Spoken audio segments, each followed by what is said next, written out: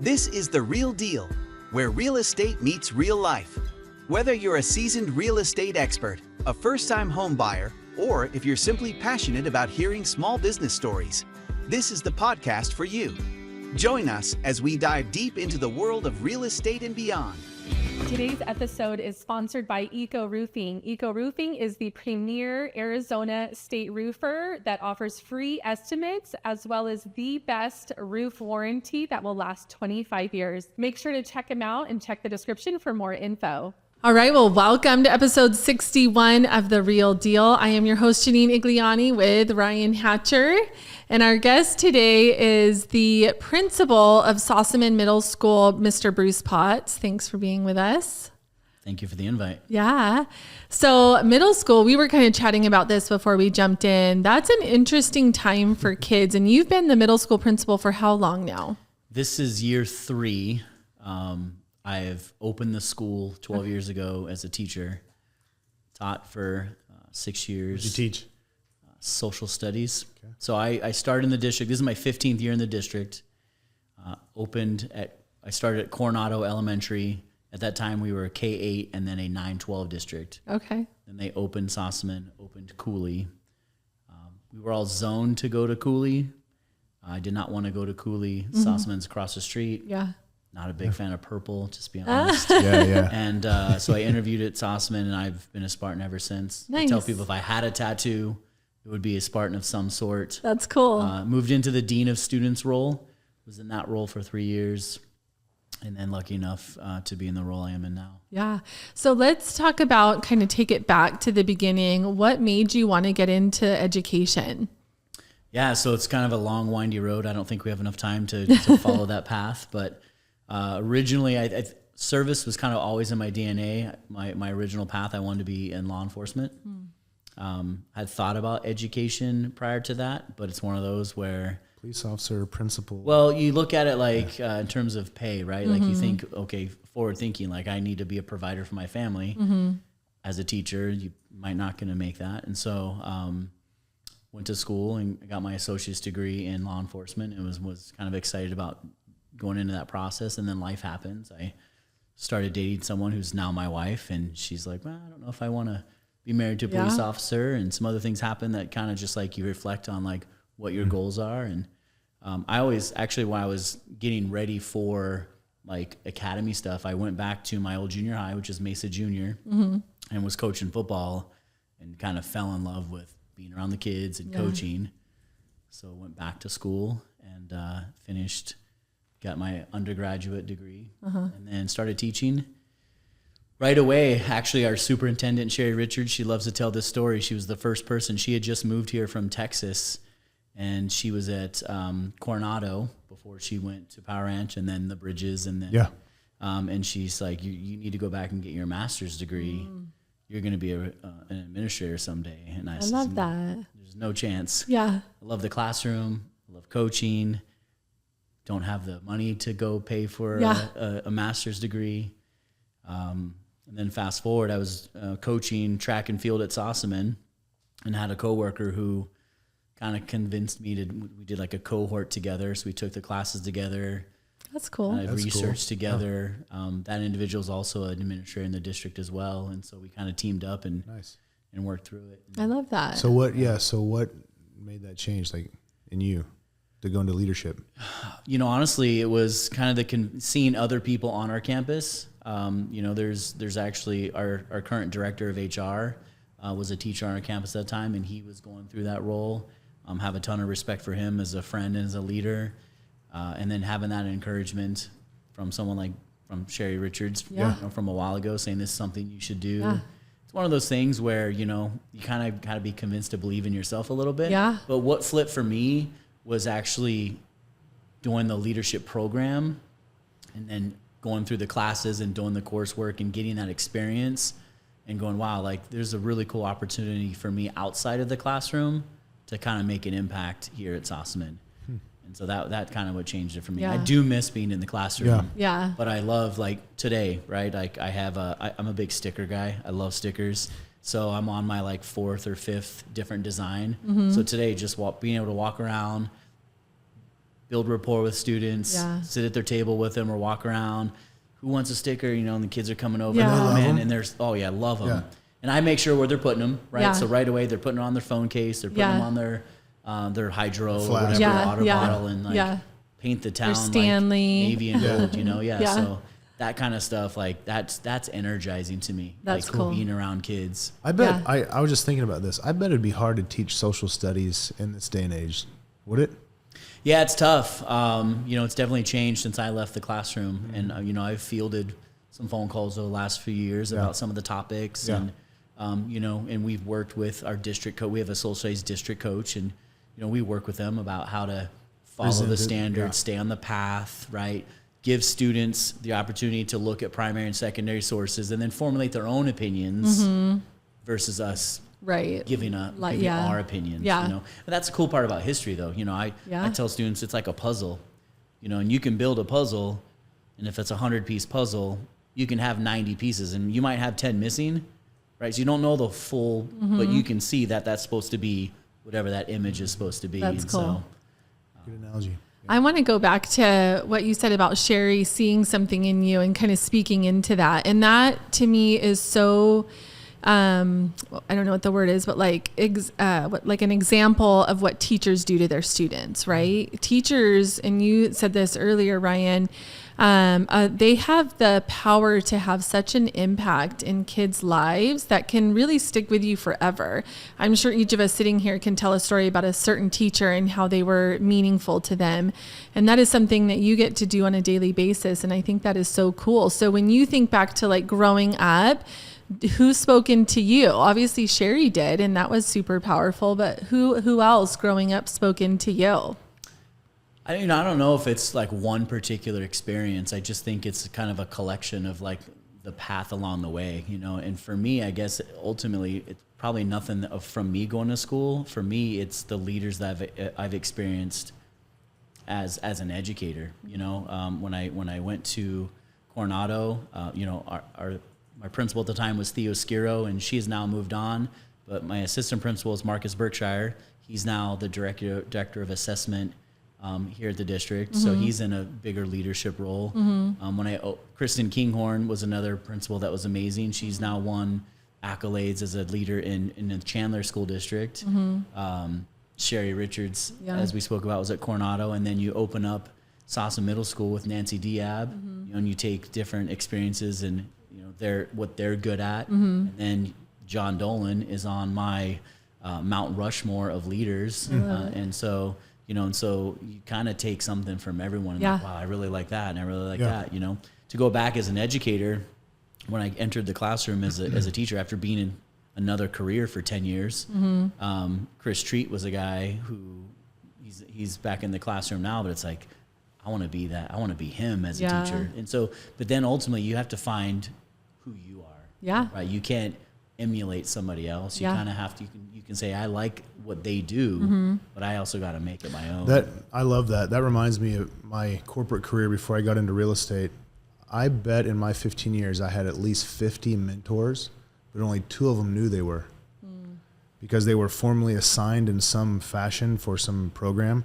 Every other one of them were just people that I wanted to catch in some way, in some aspect. So this person was really good at this. I wanted to catch them at that. This person was good at something different. I wanted to be like them in that. But to your point, I was still myself. I just wanted to find ways to compete kind of with myself to catch them. So I love that. Yeah. Yeah. I want to talk about middle school years, and today's world is so different than how we all grew up, right? We have cell phones, we have technology, we have AI. What are some of the things that you guys are doing, or maybe some best practices around that you would share with us as it relates to middle schoolers? Well, I mean, I could speak to cell phones. You know, recently, those that are interested, we had a governing board meeting where it was a work study where we spoke on the cell phones because that's a hot topic. We do have a group of teachers on our campus right now reading Anxious Generation. I'm reading it as well. And so, you know, that's a big thing, right? Every kid has a cell phone.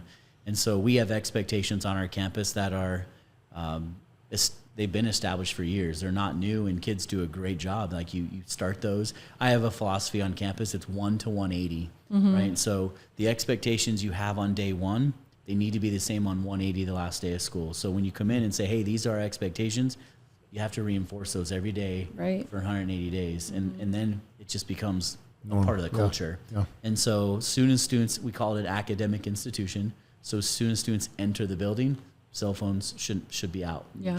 They should be put away. Yeah. And we don't police like, hey, it's got to be in your pocket. It's just got to be not being used. Now, as a classroom teacher, you could say, hey, this is where I want it. I want it in your backpack. That was my expectation as a teacher. So if I'm taking attendance and I saw 1 or 2 out, hey, guys, I'm taking attendance. As soon as I'm done, I want to make sure there's I see 3. And so they get those quickly put away. Yeah. And it's no problem. No problem. At Sossaman, it's awesome. No, I mean, I could stand in the interior of the building during passing period when you have 1,100 students passing.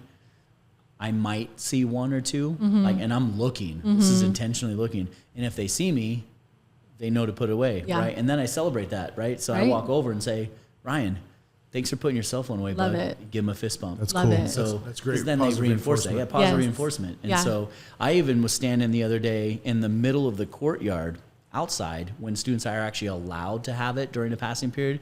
So they would be going from our main building to our B building, where there's some electives classes. I saw 3. Wow. And the one kid, like you could they checked it, they looked at it for 10 seconds and then put it away. It wasn't like they were glued to it. I love it. We were talking a little bit off camera. I have a 7th grader, my youngest, who doesn't have one still. And I'm like, let's hold off as long as we can, because he's got a little smartwatch, so he can communicate with us all he needs to and still look at, see stuff. But I love it. So yeah, I think the better. Personally, I think the more that comes out about the cell phone usage and how it impacts kids at a young age, we're seeing more and more reasons to continue to delay that, right? Like as long as you possibly can. There's no benefit to them having it earlier. And it's hard because it's so a part of our world. I have to be mindful. Same thing, our son, our 6th grader doesn't have one. And there'll be times where we're all together as a family and we all have our phones and he doesn't. And I'll catch myself and then I'll put it away. Like, no, you know what I mean? So it is hard. It's a good reminder though. It is though. It's like, no, we don't. And also when you're face to face, like you need to be face to face and show respect to that person. Because what does it say when you're on your phone in front of that person? What about AI? Because that's another big thing that, we use it in our business and it's one of those where it's like a double-edged sword, right? We got to be able to learn how to use it and use it to our benefit, but also we don't want kids writing their papers with it.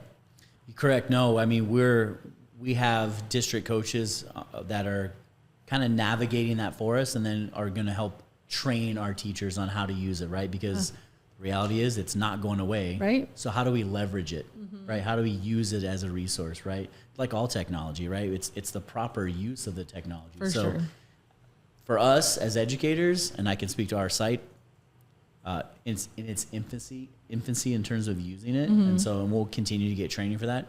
We've had some examples where, it's come up and you question a student. You're like, hey, is this your writing? Yeah. The nice thing is you get to know your students and you give them writing samples in class without the use of technology. So you have, examples from them. And so when you see something different, you can then compare those two essentially perfect. And then have those conversations of like, hey, and if they do use it, right?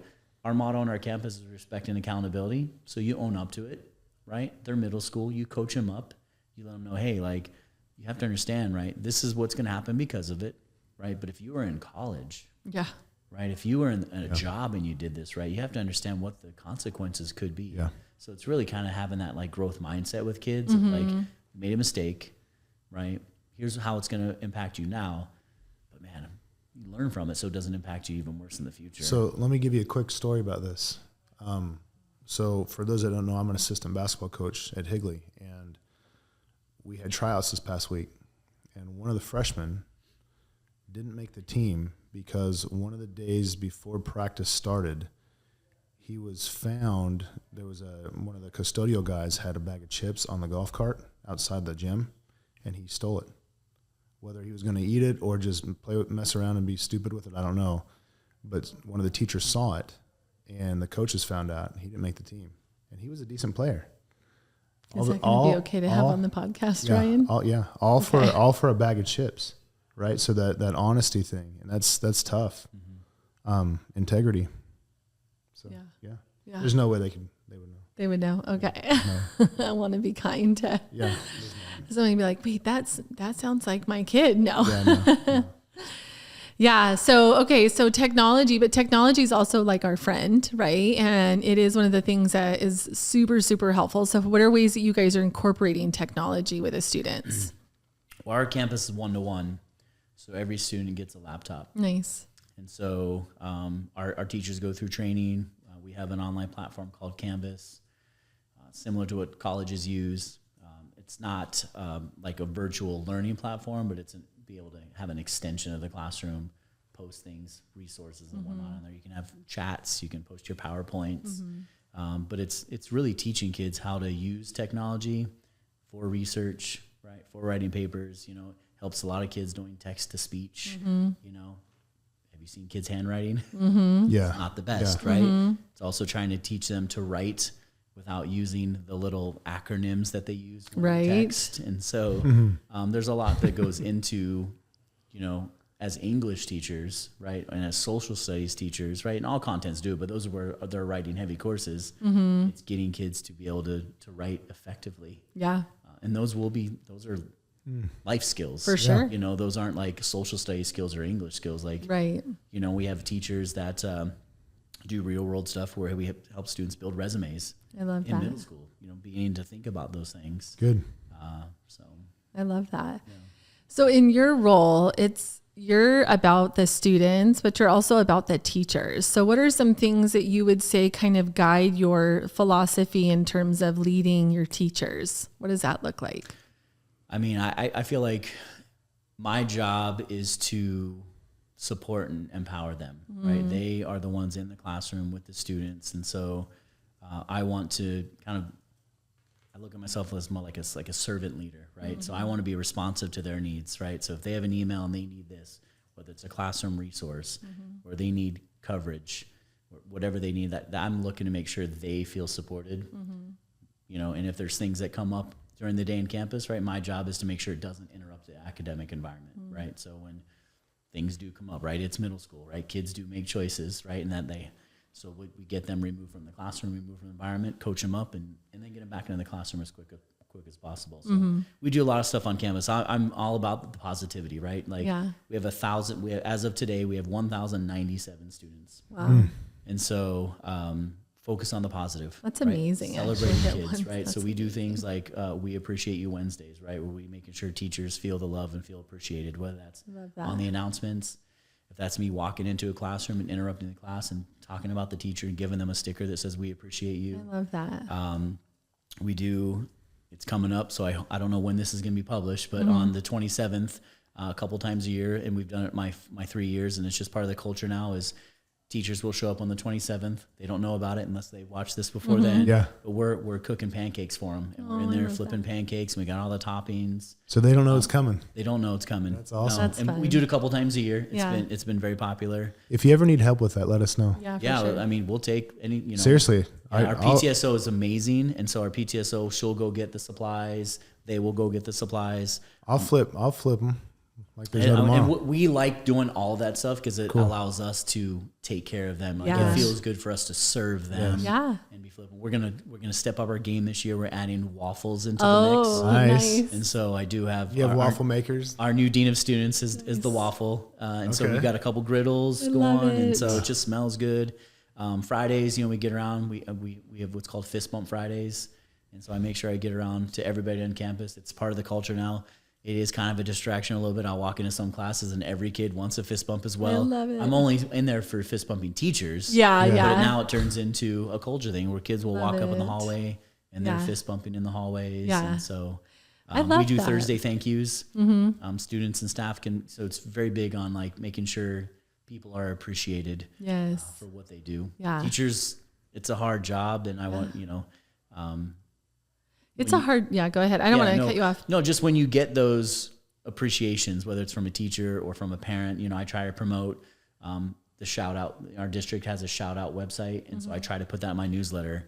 Hey, submit one of these, and then people from the district come to our campus to recognize that teacher in front of students. And so it's really that, to me, recharges the educator batteries. I love getting Recognition. that recognition, that praise that you're doing a good job. It has to be such a hard job to be a teacher, because not only do you have the students that you're responsible for educating, leading, all of that, but then you have parents, right? And then we all know that adds a whole other element. Side note, I heard that like umpires and referees are like in desperate need. Yes. And one of the big reasons is because they're tired of getting yelled at by the parents. Like that's kind of embarrassing, you know? I've heard that actually, just being so involved in high school basketball across the country.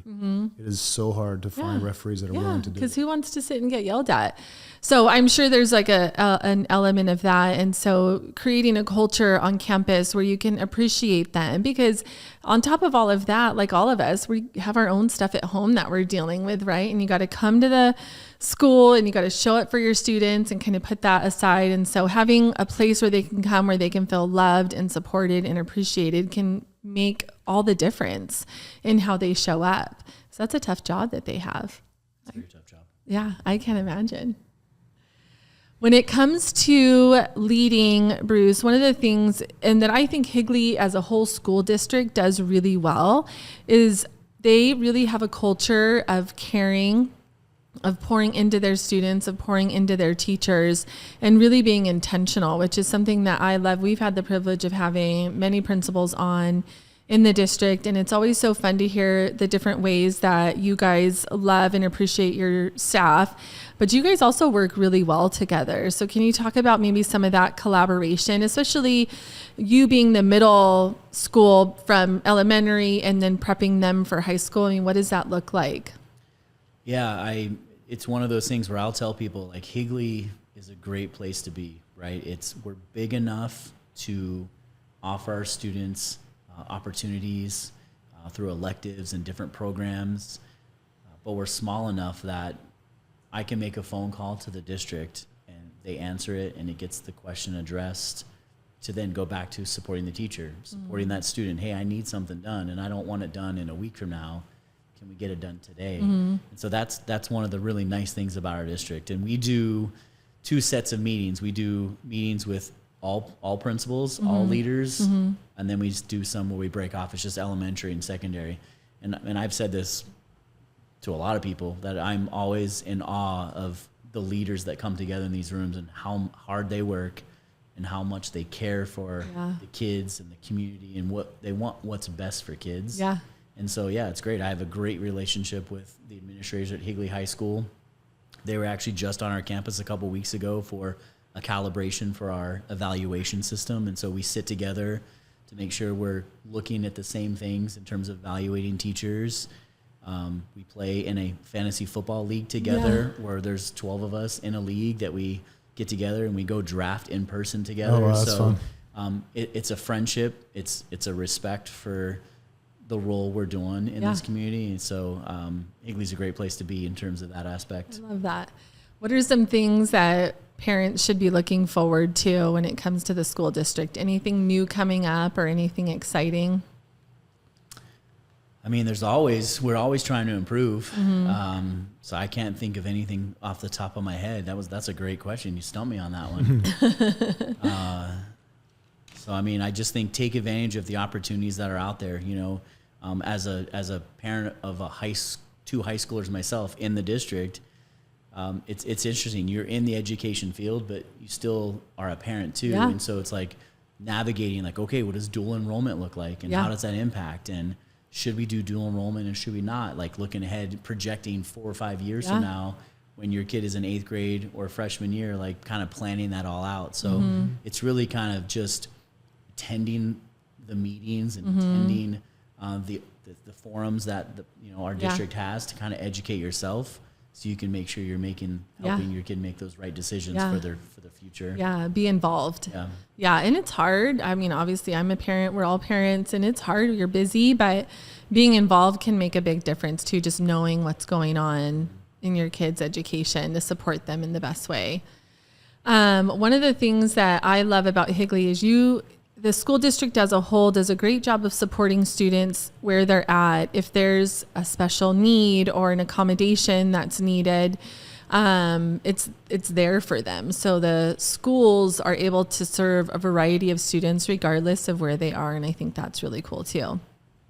I want to talk just briefly, kind of switch gears about you personally, because maybe someone's listening to this and they're like, who is Mr. Potts? Like, what is he about? What would you want someone to know about you? Something to know about me. Try my best each day to kind of be the best version of who you are. You know, I think we all take on all kinds of roles, right? This it's busy, right? So whether it's as a husband or as a coach, as a dad, as a coworker, as a friend, right? It's just kind of, okay, how can I be better than I was yesterday? And so I've been married 21 years as of last week. That's awesome. Congrats. My wife works in the housing industry, and 2 kids. It's a new season of life right now with a senior and a freshman, and so there's some lasts that I'm going through. Yes, My daughter's been we're there too. Yeah, my daughter's been a water girl for Higley football for 7 years, and so there's been moments on Friday nights on the sideline where I look over and I'm like, this is not going to be here next year. You get a little choked up. What does next year look like at holidays? At like, she wants to go to a school out of state, and I want to make sure we try to support that. Don't know if that's going to work out. But I want to make sure we at least explore those options. And so we've invested in traveling out of state in January to go kind of check this out. And that's cool. Yeah, but it's different. I love that. I'm taking my daughter this weekend to Liberty University to tour in Virginia. And I say this, I hope she hates it, but I'm sure she'll love it. And so I'm like, oh, and I was talking to my husband this morning and he's like, I know we're supposed to like encourage her, but it like my dad heart hurts because I don't want her to go, you know, it's so hard. Well, this was awesome. Is there anything we didn't ask you that we should have asked you?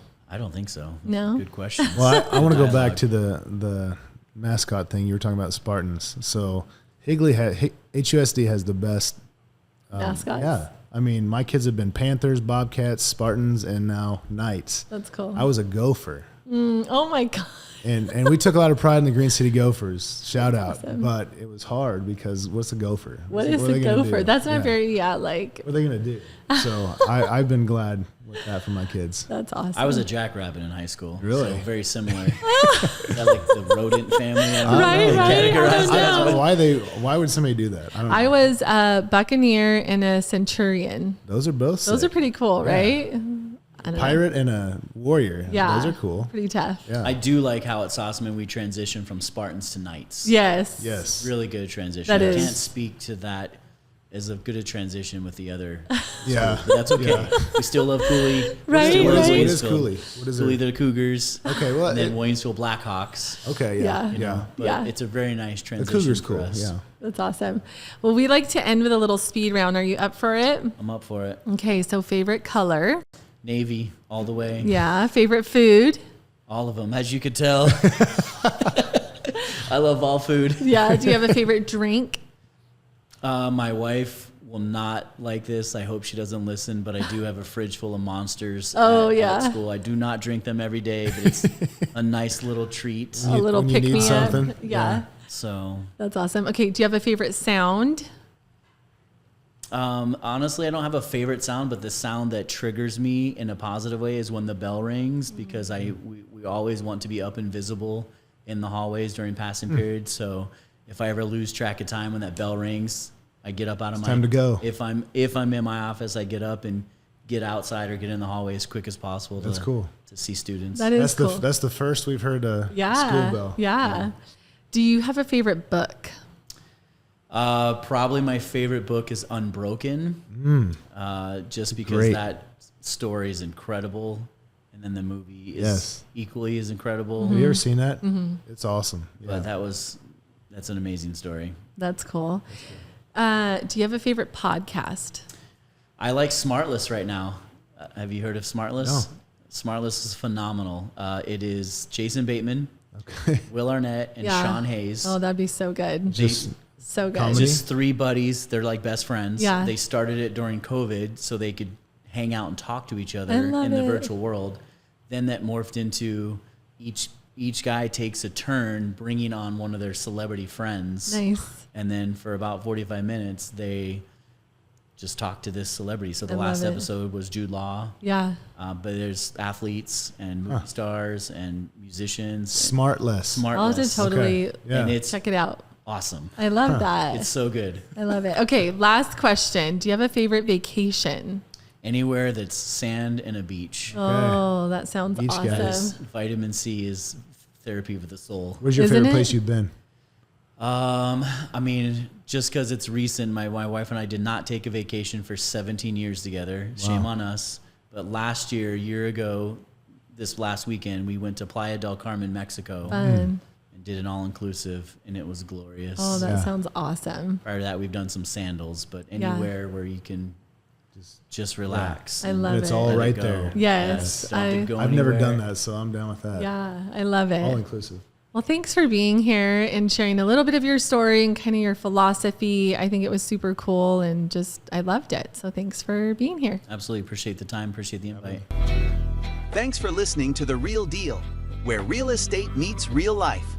Make sure to follow or subscribe to the Home Selling Team on YouTube, Instagram, and Spotify to stay up to date with our podcast.